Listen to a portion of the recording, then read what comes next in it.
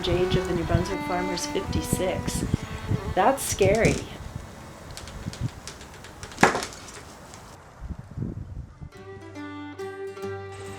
The Hayes Urban Teaching Farm is located on what remains of property that has been in the Hayes family that I'm a member of. My mother was a Hayes for 5 generations. It was purchased in the mid-1800s and used as primarily a dairy farm for a period of time. What remains of that original 550-acre property is down to 7.5 acres.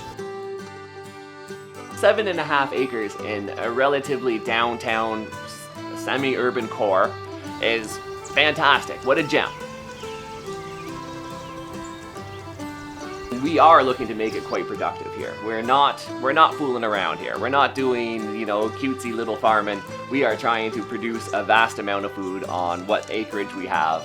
Our goal here is to create agripreneurs.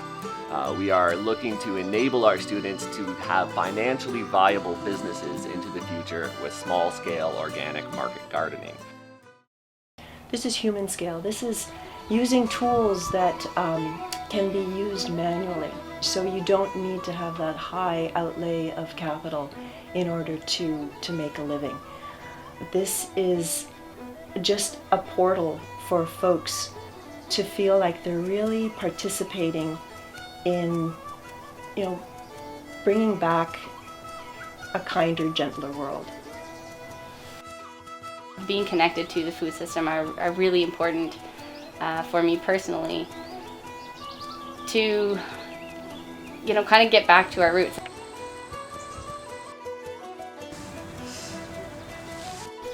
I don't know that I want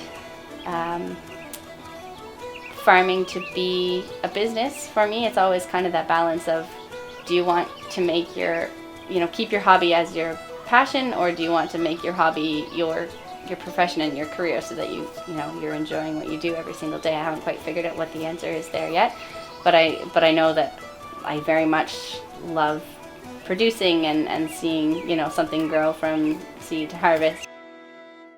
The importance of small-scale farming to me is to steer away from industrial agriculture and get back to what our grandparents used to do, where they grew a lot of their food for the year.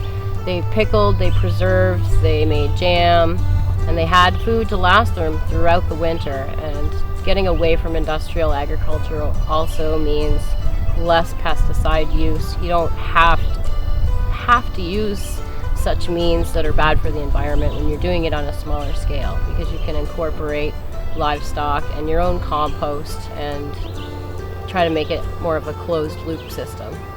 It all started off with me not enjoying working in the ocean, lobster fishing,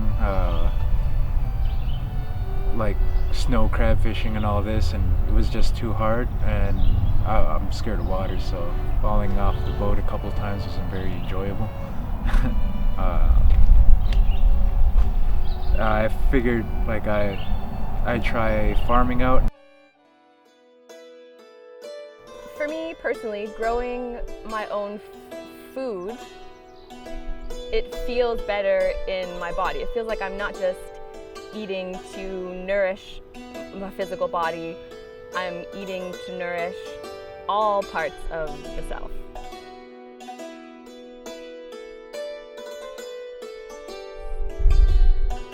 It's a lot more of a holistic relationship when you see it from a tiny little bitty seed grow into a huge kale plant. In the 2018 season, we are growing, I think it's about 55 different vegetables, and we are harvesting them at various stages of maturity. For example, with something like bok choy, you can harvest them as baby mini heads, or you can let them grow to mature heads. We're trying to grow things that are a little bit more dependable this year, but still have a wide variety to allow choices for our farmers market members and our CSA shares as well. Having grown up in Fredericton, right in the heart of the city, I certainly did not grow up on a farm, and it wasn't really part of my upbringing or my background.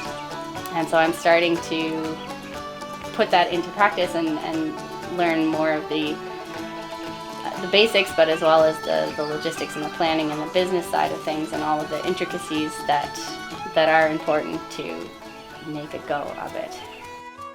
Right now, we're importing 95% of all the food that New Brunswickers are consuming right now.